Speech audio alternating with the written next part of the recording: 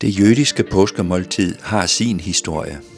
Her er mange forskellige ingredienser, mange forskellige små retter, alle med deres historie.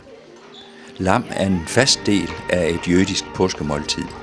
Det spises til minde om de slagtede lam, hvis blod frelste jøderne fra dødens engel, da denne gik forbi jødernes huse natten inden flugten fra Egypten.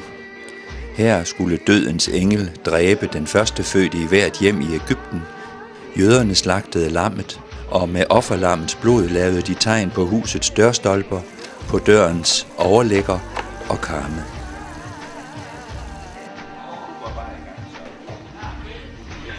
De bitre urter, maror, er også en uundværlig del af påskemåltidet.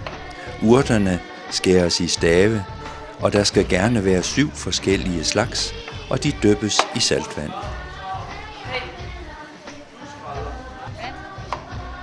Urterne spises til minde om det jødiske folks lidelser i fangenskabet.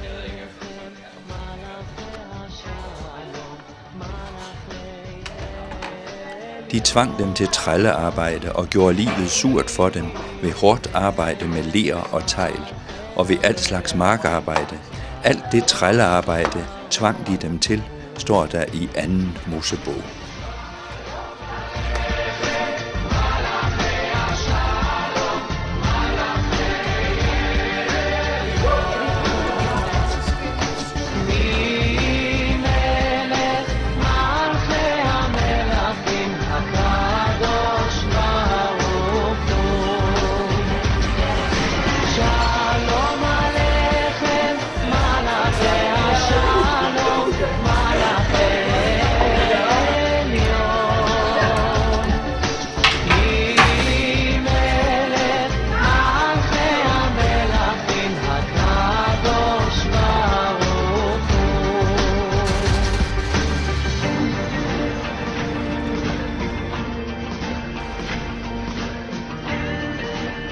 Usyret brød er brød bagt uden gær.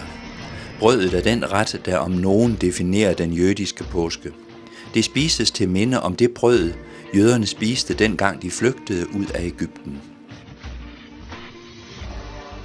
Det skal være uden gær, fordi de flygtende dengang ikke havde tid til at lade det hæve, men måtte drage ud i hast.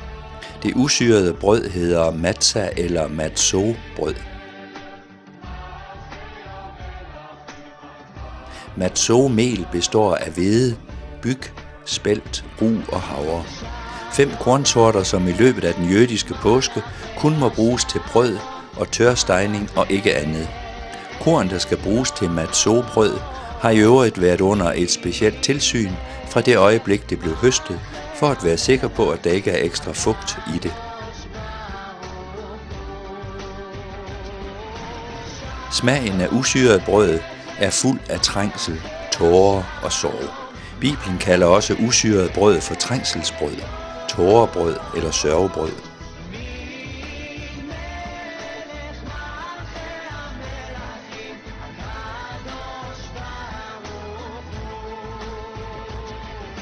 I tårebrødets aroma fornemmer man de lidelser, israelitterne gennemgik i Egypten. Herre, herskars Gud, du gav dem tårebrød at spise, står der i salme 80. Brødet har også smag af glædestårer, for israelitterne blev jo udfriet.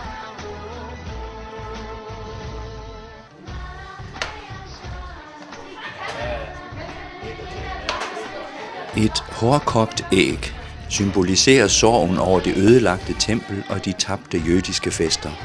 Sorgen over ikke længere at kunne ofre i forbindelse med festofferet, korban shagiga. Et æg er det første, der serveres, når sørgetiden er over i forbindelse med en begravelse i Israel. Og det er et symbol på jødernes håb om at kunne vende tilbage til deres eget land. Det er symbolet på nyt liv i frihed uden trældom. En har engang sagt, at ægget er som israelitten. Det bliver hårdt under pres og kogning, ligesom israelitten, der blev stærkere i tider, hvor en fjende søgte at udrydde ham. Charosé er det hebraiske ord for ler. Det er en sød, mørklødet mos eller fast grød. Den symboliserer den mørtel, som jøderne brugte til at bygge egypternes huse, mens de var slaver i Egypten. Den spises alene med ske eller sammen med matzah, det jødiske usyrede påskebrød.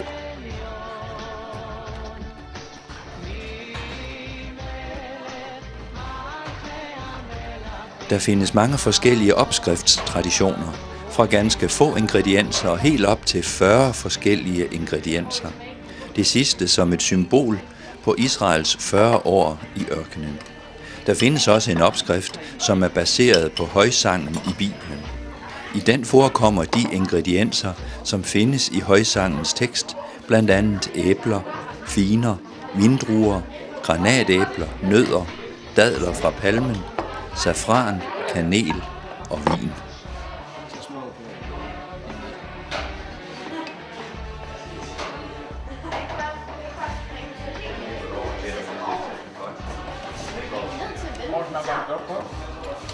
Jødernes tempel blev ødelagt af romerne i år 70, og da der kun kan ofres rigtigt i templet, er det ikke længere et sandt offerlam, der spises ved den jødiske påske. Lammet bliver kun et symbol på det, der var. Den 10. dag i måneden skal man tage et lam eller kid til hver husstand. De skal spise det stegt med usyrede brød og bitre urter, står der i 2. Mosebog. Og så er alle retter klar til servering på fadet. Påskemåltidet kan begynde. Det nydes med frugtsaft eller vin til. Velbekomme.